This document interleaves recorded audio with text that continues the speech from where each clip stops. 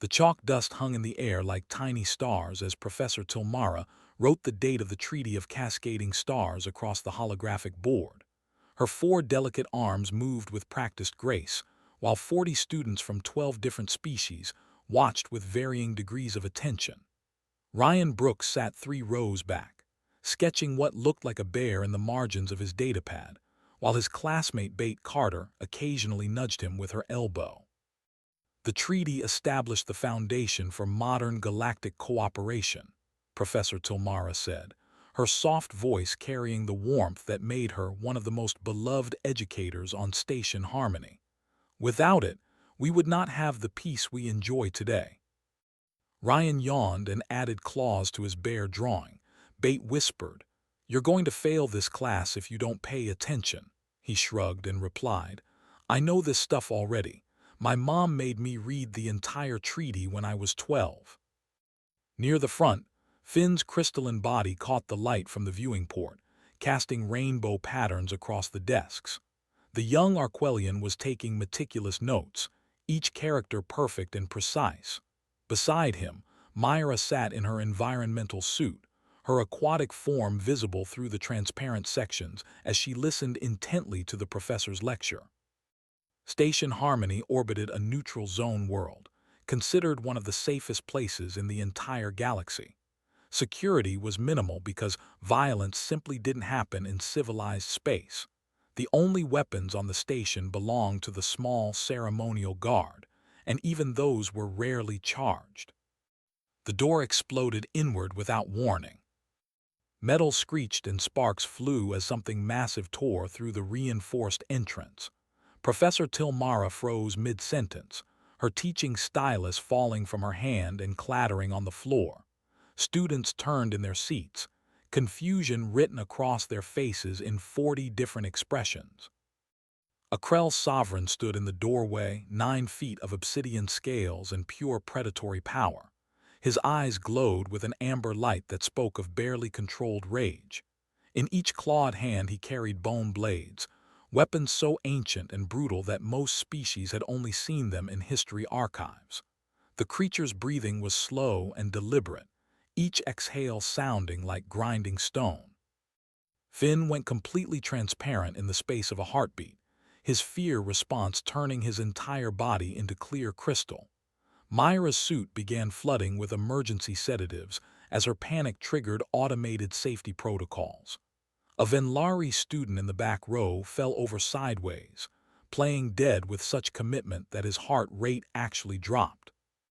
Professor Tilmara's 4 arms locked in place, her biology overwhelming her mind with ancient instructions to freeze and hope the predator passes by. The Krell took 1 step forward, his massive foot cracking the floor tile. His voice was like gravel being crushed. "You will all die with honor today. I am Drax of the 7th Clutch, and I claim this glory." Somewhere in the back of the room, a student made a sound like air escaping from a punctured container. Another student's camouflage kicked in so hard they became part of the wall. The station's alarm system was still trying to process what was happening, 4 full minutes away from alerting security. Ryan looked up from his doodles.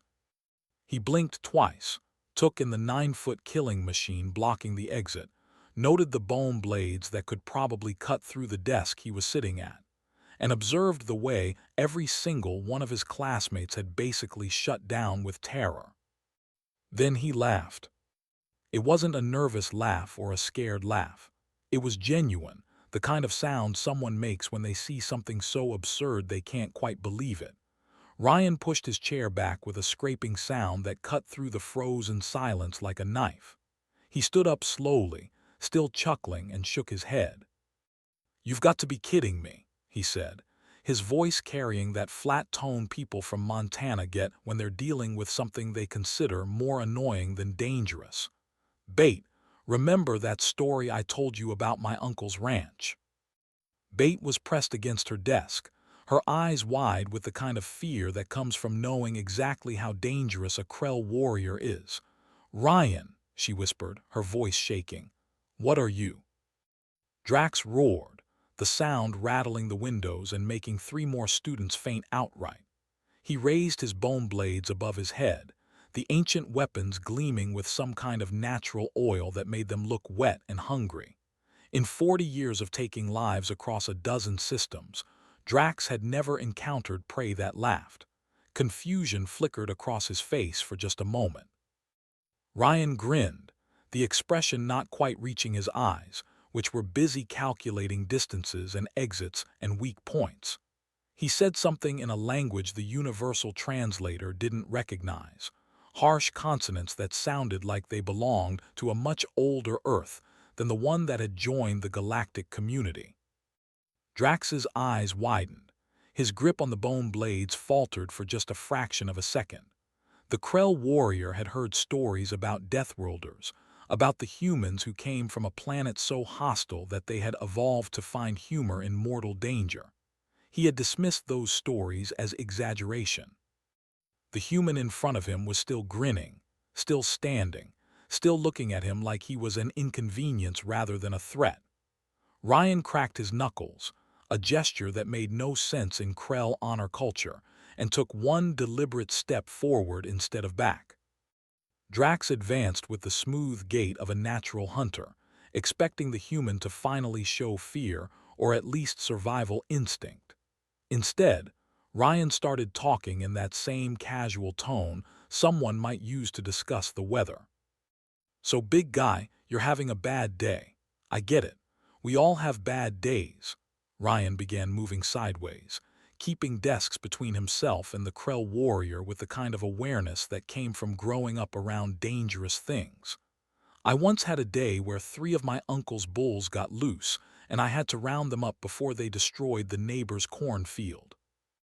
The rest of the class remained frozen in various states of biological panic. Professor Tilmara's tertiary hearts were beating so fast they created a visible pulse in her neck. Finn had become so transparent that the light passing through him was creating miniature rainbows on the floor.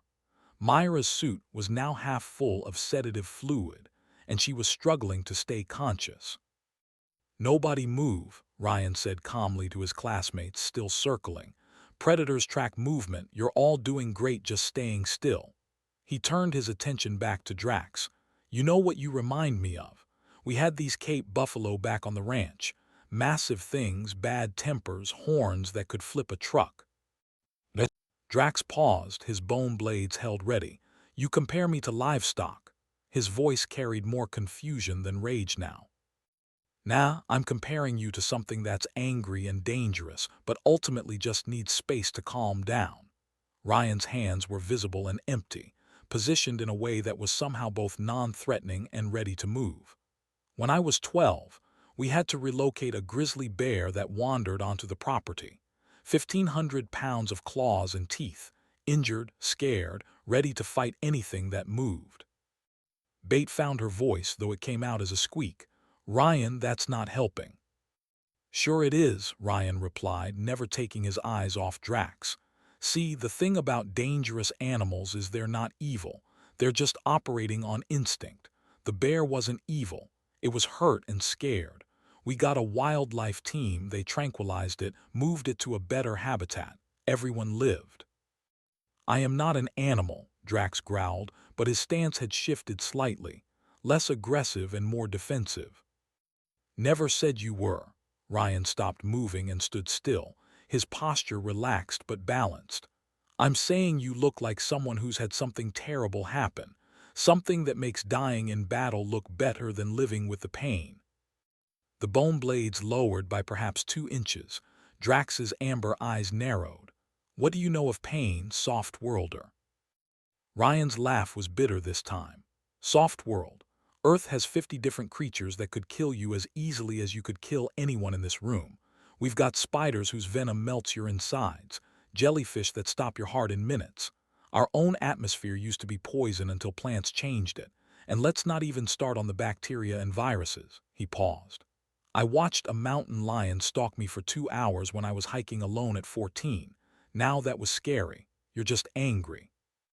Professor Tilmara managed to activate her communication device with one trembling hand. Station security responded immediately. "Situation in Classroom 7. Krell warrior. Hostage scenario, ETA 2 minutes. Tell them to wait, Ryan said without looking away from Drax. Give me 5 minutes. Student Brooks, that is not. Professor Tilmara started to protest. 2 minutes and he starts killing people. 5 minutes and maybe nobody has to die. Ryan's voice had gone hard. Your call, Professor. Drax watched this exchange with growing fascination. Your herd follows your lead. Are you Pack Alpha? We don't really do packs, Ryan shrugged. But yeah, sometimes I'm the one who has to deal with the dangerous stuff. Comes with growing up where everything wants to eat you, sting you, or poison you. He started talking again, that same casual tone. So Drax, that's your name, right? I heard you say it. What happened that brought you here? I am claiming honorable death, Drax said, the traditional response automatic. By killing students. That's not honorable, that's just sad. Ryan's bluntness cut through the formal warrior talk like a knife. You want to die in battle, there are arenas. You could challenge warriors. Instead, you're here threatening kids who never hurt you. The bone blades lowered another few inches. You do not understand Krell culture. You're right, I don't, Ryan admitted. But I understand pain.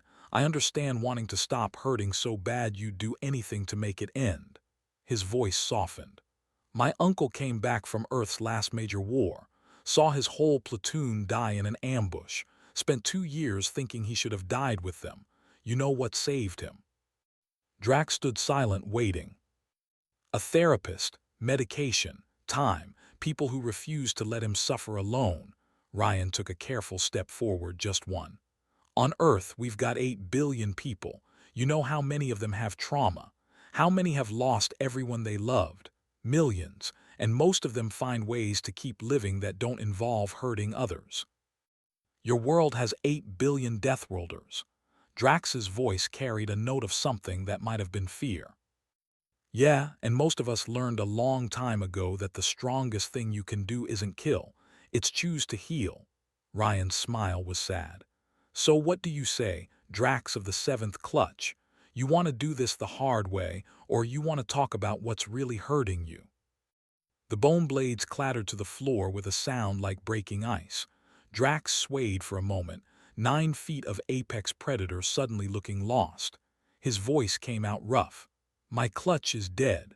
Political enemies killed them all while I was off-world. When I returned, there was nothing but ashes and the scent of betrayal. Ryan slowly sat down on the nearest desk, making himself smaller, less threatening. That's brutal. I'm sorry that happened to you. Krell do not want sympathy from prey, Drax said automatically, but his heart wasn't in the words. His massive frame began to lower toward the floor, the motion surprisingly controlled for something so large. Good thing I'm not prey then. Ryan kept his voice gentle. I'm just someone who knows what it's like to lose people. My best friend died in a riding accident when we were 15. Horse spooked, threw her into a fence post, broke her spine. I watched the medical transport take her away and spent 3 days thinking she was going to die. Bate was watching Ryan with a mixture of awe and exasperation. She whispered to Finn, who was slowly regaining color, "Is this normal for humans?" Apparently, Finn's voice was shaky but curious. He's treating the killer like a patient. Professor Tilmara had managed to contact security. She was trying to explain the situation in hushed tones. The human student appears to be counseling the Krell warrior. I know how that sounds. No, I am not injured. Yes, I am certain. Drax sat fully now, the floor shaking under his weight. He pulled his legs up, arms resting on his knees in a posture that looked almost human in its defeated vulnerability. In Krell culture, a warrior who loses his clutch must die in honorable combat. I have nothing. I am nothing. That's your culture talking, not reality. Ryan leaned forward. On Earth, we used to have cultures that said all kinds of things were honorable, dying for kings who didn't care about us, sacrificing people to gods that didn't exist. Honor is just a story we tell ourselves to make sense of chaos. You have no honor, Drax said, but it wasn't an accusation, just an observation. We have honor, we just define it differently. Ryan spread his hands. My grandfather's platoon died buying time for civilians to evacuate. He calls them heroes. He calls himself the lucky one who got to live and tell their story. Is that honorable? Drax's head tilted. He did not die with them. No, he lived for them. He became a teacher, raised a family. Every year on the anniversary, he visits their memorial and tells them about his grandkids, about the world they saved, about the lives that continued because of their sacrifice. Ryan's voice was steady. That's honor where I come from, making their deaths mean something by living well. The security team arrived at the doorway, weapons drawn but not aimed. The team leader, a Vorthan with compound eyes that took in the whole scene, froze in confusion. The hostages were fine. The killer was sitting on the floor. The human student was conducting what appeared to be a therapy session. What is the situation? The Vorthan asked carefully. Ryan looked over. Drax here is having a crisis. We're talking through it. Give us a few more minutes. He made it sound like he was asking for extra time on a test. The Vorthan's antennae twitched in bewilderment. You are negotiating with a Krell warrior. I'm talking to a person who's hurting, Ryan corrected. The warrior stuff is just window dressing. Drax made a sound that might have been a laugh. You are either very brave or very stupid human. Probably both, Ryan grinned. My mom says I got my dad's stubbornness and her inability to recognize danger until it's too late. He turned serious again. But here's the thing, Drax. You didn't come here because you wanted to kill students. You came here because you wanted warriors to kill you. You wanted to die fighting. But nobody here is a warrior, so it doesn't work. The Krell's shoulders slumped. I realize this now. I have failed even at dying. Good, Ryan stood up slowly. Failing at dying means you get another chance at living. That's not failure, that's opportunity. Professor Tilmara found her voice. Drax of the 7th Clutch, if you surrender peacefully, I will personally advocate for psychological counseling rather than imprisonment. Station Harmony has therapists trained in trauma for all species. Drax looked at her with those amber eyes. Why would you help me? I threatened your students. Because the human is right. Tilmara's forearms were steady now. You are not evil, you are in pain, and pain can be treated. The Krell warrior stood slowly, his movements careful around the much smaller beings. He looked at Ryan. You truly come from a death world. Only the strongest could survive by choosing gentleness over violence. We survive by being smart, not strong, Ryan replied. Strength is easy. Any predator has strength. Intelligence and compassion, those are harder. Security moved in cautiously as Drax raised his arms in surrender. The team leader was already calling for medical personnel trained in Krell physiology. As they led him toward the door, Drax paused and looked back at Ryan. Will you visit me? I wish to understand more about your Deathworld philosophy. Ryan nodded. Yeah, I'll visit, and Drax, you're going to be okay. It doesn't feel like it now, but you will be. The moment the door closed behind Drax and security, the classroom erupted. Students who had been frozen suddenly found their voices all at once. Professor Tilmara slumped into her chair, all 4 hands shaking. Myra's suit began pumping out the sedative fluid, leaving her gasping but conscious. 3 days after the incident, Ryan found himself in a conference room that was entirely too fancy for a biology student. Admiral Sophia Hayes appeared via hologram, her Earth Defense Force uniform crisp and professional. Chancellor Vim sat at the head of the table, his elderly Quellan features creased with thought. 2 galactic peacekeepers stood in the corners, watching everything with professional wariness. Student Brooks, Chancellor Vim began, you have created quite a situation. Ryan shifted uncomfortably in his chair. I just talked to him. Anyone could have done it. Incorrect. Admiral Hayes shook her holographic head. We reviewed the security footage. Your approach was textbook tactical empathy. Where did you learn those techniques? My uncle's ranch, Ryan offered. You learn to read animals when you work with them every day. Aggressive behavior usually means fear or pain. You address the cause, the aggression stops. One of the peacekeepers spoke up. You treated a Krell warrior like livestock. I treated him like a thinking being in distress, Ryan corrected firmly. There's a difference between animals and treating someone like an animal. I was responding to his emotional state, not his species. Chancellor Vim leaned forward. We have a proposal. Galactic Command wants to establish crisis response teams trained in de-escalation. They want you to help develop the curriculum. Ryan blinked. I'm a student. I'm here to study xenobiology, not train peacekeepers. You disarmed a warrior with words, Admiral Hayes said bluntly. You have a skill set that could save lives across the galaxy.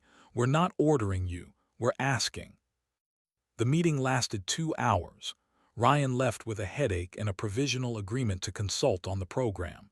As he walked back to his dorm, students from a dozen species stopped to stare or whisper. Overnight he had become the human who laughed at death.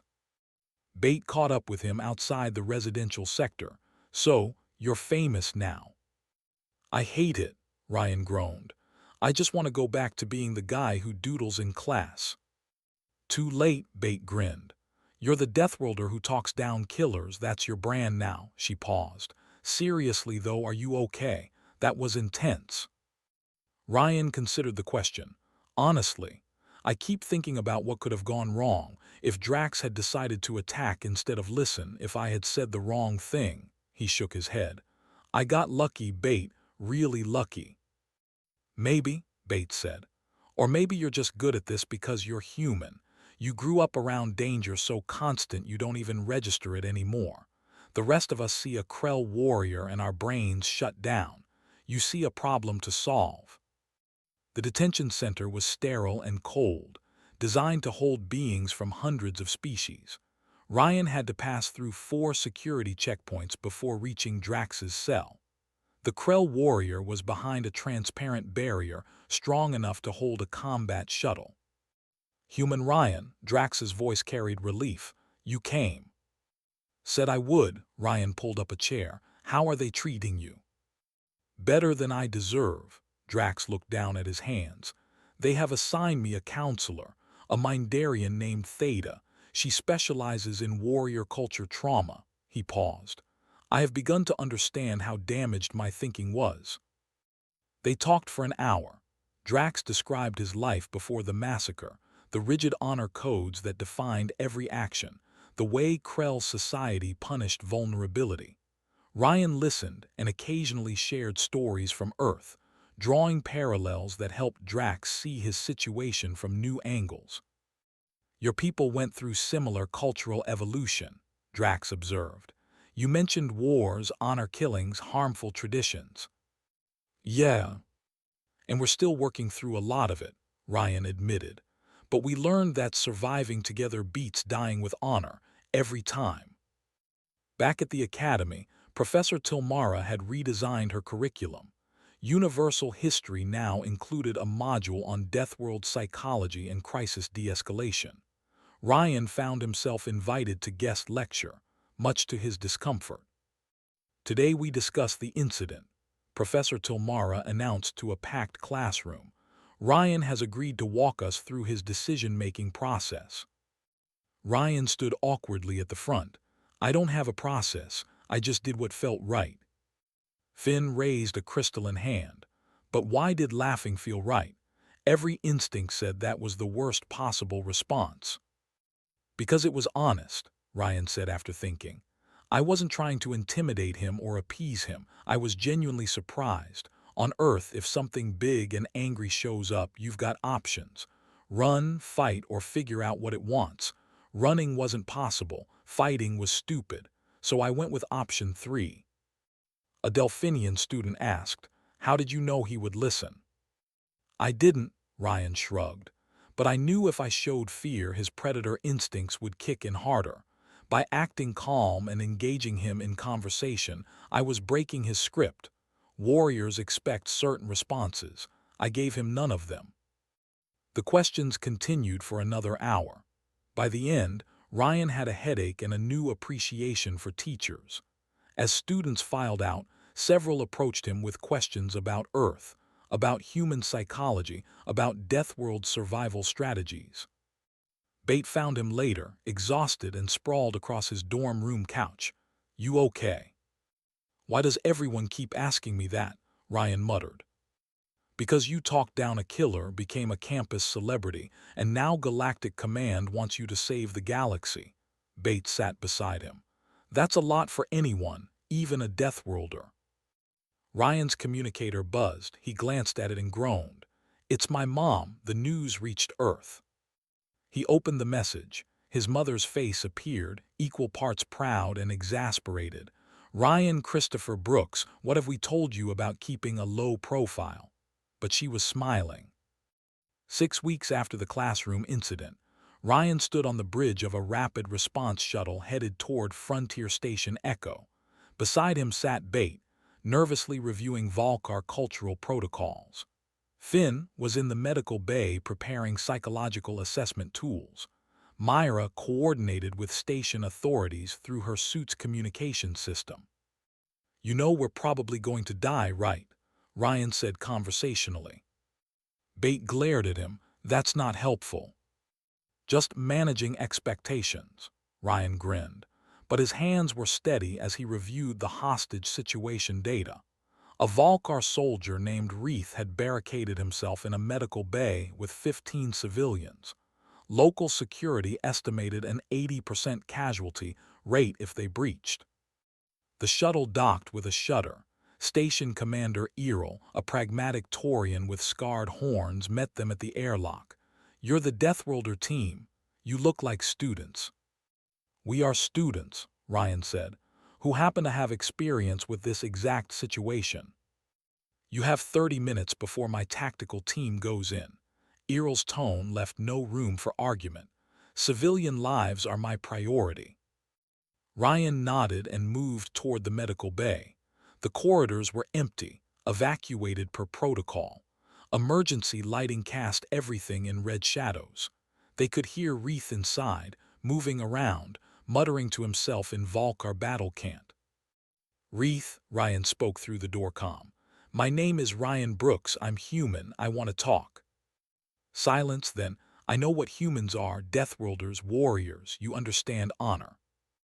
"I understand pain," Ryan corrected. "Can we talk about that instead?" The door cracked open slightly. Ryan could see Reith's silhouette, could see the plasma rifle held in shaking hands. "I failed my unit. They died. I lived. There is no honor in survival." "Your culture tells you that." Ryan kept his voice steady. "But culture isn't always right. On Earth, we had a lot of soldiers who came home when their friends didn't. My grandfather was one of them. You know what he learned." "What?" Reith's voice was bitter. "That his friends would want him to live. That honoring them meant making their sacrifice count." Ryan paused. "What would your unit want for you?" One of the hostages spoke up, a young Quilvan doctor named Lyra. "Reith saved us during the ambush. He held the line while we evacuated civilians. He's a hero." Reith's rifle lowered slightly. "Heroes do not abandon their posts." "You didn't abandon anything." Lyra's voice was fierce despite her fear. "You chose to save lives instead of throwing yours away. That's not cowardice, that's courage." Ryan felt something shift in the conversation. "Reith, can I tell you something about human military philosophy?" "Speak." "We say that the mission is protect civilians first, warriors second. Dying for no reason isn't brave, it's waste." Ryan leaned against the wall. "My grandfather's whole platoon died buying time for refugees. He was wounded, evacuated, spent years thinking he should have died with them. Then he realized they died so he could live, so he lived well, became a teacher, raised a family. Every year he visits their memorial and tells them about the world they saved." Through the crack in the door, Ryan could see Reith's posture change. "My culture says I am dead already, dishonored." "Then your culture is wrong," Bates said firmly. "And cultures change, they evolve or they die." Finn added his voice. I lost 40 siblings to disease. I was the only survivor. My people say I carry their memories, that I honor them by living fully, not by dying uselessly. Myra spoke through her suit speakers. Delphinans who survive when their pod dies are considered blessed, chosen to carry forward the pod's purpose. Reith was silent for a long moment. Then, multiple species say the same thing. Perhaps it is Valkar culture that is flawed. Not flawed, Ryan said. Just incomplete. Honor isn't just about dying well, it's about living with purpose. The door opened fully. Reith stood there, plasma rifle hanging loose in one hand. His eyes were wet with what might have been tears. If I surrender, what happens? Counseling, medical care. A chance to redefine what honor means to you. Ryan stepped closer. And maybe, eventually, helping others who are where you are now. Station security rushed in the moment Reith lowered his weapon. Ryan made sure they treated the Valkar with respect, not as a criminal but as someone in crisis. As they led Reith away, the soldier looked back. Thank you, human, for seeing me as more than my culture's definition. 2 months later, Ryan sat in a lecture hall giving a presentation to mixed-species audience. Admiral Hayes watched from the back. Chancellor Vim sat in the front row. Drax and Reith were both present via hologram, consultants for the new Frontier Crisis Response Initiative. Deathworld experience teaches you that violence is a solvable problem, Ryan explained. Not an unstoppable force. On Earth, we learned to turn enemies into allies. Wolves became dogs. Wild cats became companions. We didn't conquer our world. We negotiated with it. A student raised a tentacle, but humans are still dangerous. We are, Ryan agreed. But dangerous doesn't mean violent. It means capable, and we choose to use that capability for protection, not destruction. The program launched with 20 mixed-species teams. Within 6 months, violent incident resolution rates jumped by 40%. Species were learning from each other. Arquelian patience, Delphinian emotional intelligence, human adaptability. Ryan finally got his wish to return to normal student life, though he still consulted on difficult cases. He walked past the classroom where it all started, now fully repaired. A small plaque had been placed beside the door. Here, a human laughed at death and taught the galaxy to choose life. Bate found him there, thinking deep thoughts. Thinking how weird life is, Ryan said. I came here to study aliens, ended up teaching them about humans. And yourself, Bate added. You didn't know you could do this until you did it. Ryan smiled. Yeah, guess that's the thing about Deathworlders. We don't know our limits until we test them. And then we realize we don't have limits, just new challenges to figure out. They walked away together as another class filed into the room, Professor Tilmara beginning another lecture. The galaxy kept turning, and somewhere out there, another crisis would arise. Another person would need someone who understood that strength isn't about violence. It's about choosing compassion when fear would be easier.